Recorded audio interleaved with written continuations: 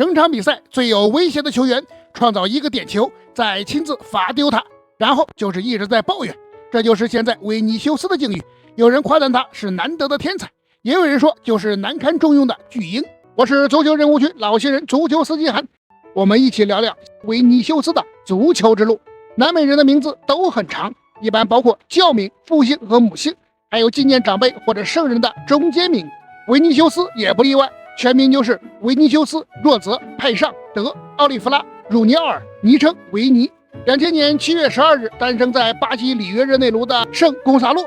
父母是非洲裔巴西人，家庭也并不富裕。这样的孩子在巴西主要的娱乐和伙伴就是足球，踢球的孩子多了，天赋出类拔萃的也就比比皆是。而维尼修斯更是天才中的天才，6岁时他就进入弗拉门戈的青训体系，早早被断言这孩子前途无量啊。13岁时，某个世界知名运动品牌就抢先跟他签约，一签还就是10年，他可还是个孩子，要来冲我来啊！和维尼修斯如此受青睐，是他真值得。在巴西 U15 的6场比赛里打进6球，获得 U15 南美锦标赛冠军。在巴西 U17 的19场比赛里打进17球，在 U17 南美锦标赛中8场7球2助继续夺冠，自己也获得最佳球员，恐怖如斯啊！绝对算是南美同龄人中的佼佼者。甚至在 U17 夺冠后的2个月后，皇马就击败巴萨，用4500万欧从弗拉明戈签下了他。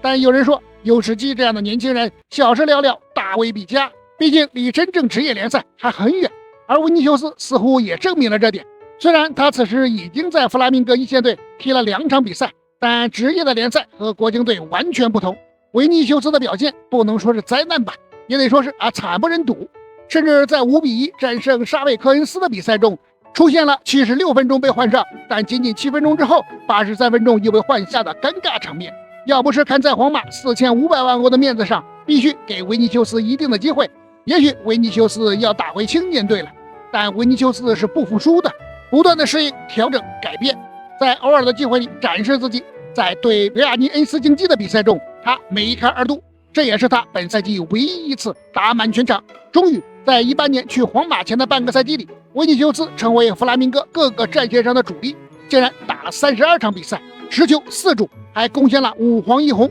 在巴西联赛赛场上也成为了恐怖的小孩哥。但年轻球员的成长之路就像网文小说里不断开新地图，来到皇马就像2年前从青年队去踢职业队，很惶恐，也没人因为你年轻就给你机会，一切必须是拼出来。在新赛季的前2个月，维尼修斯实际上是在皇马2队打了5场西乙 B， 4球1助，这在西班牙第3级联赛还算不错，但同时期只在皇马踢了12分钟。隔壁的巴萨球迷很happy，幸亏自家当初没有买，这不纯纯大水货吗？但2队持续不错的表现，还是赢取了国王杯上首发的机会，这一下算是了不得了。第1场就2个助攻，然后在随后的5场国王杯中2球5助，大放异彩，吓得巴萨球迷一身冷汗。幸亏随后在对巴萨的国王杯比赛中没有建树，球队也倒在了巴萨的脚下。同期在西甲，维尼修斯也获得了稳定的出场机会，成为皇马历史上最年轻的常规首发队员。巴西国家队也征召了他，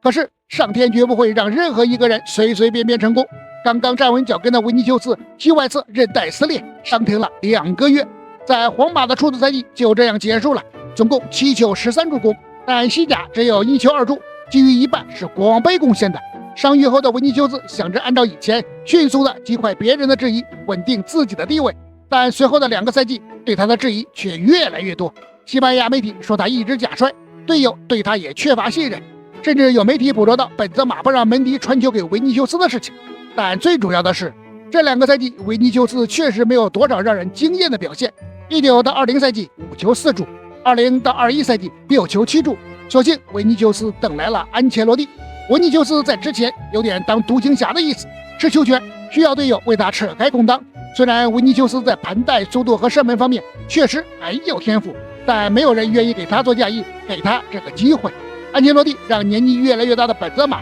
充当伪9号回撤拉边，让维尼修斯在左路和中路之间频繁插上，充分发挥维尼修斯的特长。于是维尼修斯在21到22赛季的前2轮总共上场55分钟就进了3个球，迅速奠定自己的战术核心位置。前6轮一共5球3助，整个赛季出场52次，出场时间4275分钟，比上个赛季多踢了1500多分钟，22球20助攻，是上个赛季数据的3倍。还在欧冠决赛对利物浦的比赛中打进唯一一球，捧得欧冠。随后的2个赛季，这种表现始终稳定。22到23赛季23球21助攻，23到24赛季在遭遇伤病只上场39次的情况下，24球11助攻。在欧冠半决赛对拜仁第1回合的比赛中独中2元，决赛对多特蒙德的比赛中再进1球，再次捧得欧冠。而本赛季17场比赛已经12球7助，其中对多特的欧冠联赛中上演帽子戏法。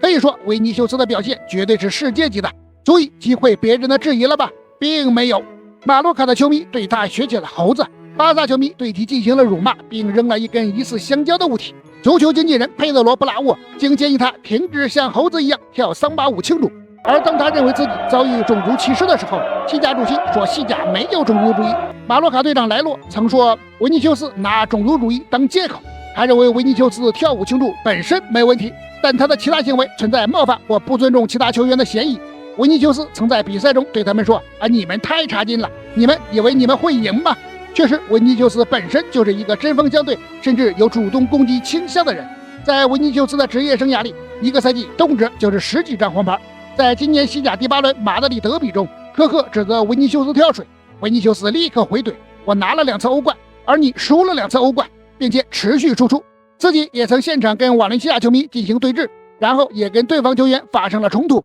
最终维尼修斯被红牌罚下。所以在维尼修斯新闻发布会说到种族主义而流泪的时候，有人含泪为他鼓掌鼓励，也有人说他是表演型人格搞双标。或许只有真正的种族主义者在偷着乐，可以继续搞事情。对于维尼修斯的质疑还会持续很久，毕竟在竞争激烈的足球世界，让大多数敌对的球员和球迷都折服的话，既要有超乎寻常的球技，也要有堪称楷模的行为。我是足球司机韩，客观看足球，理性八真相。如果你还喜欢这样的视频，不妨关注点赞，咱们随时聊。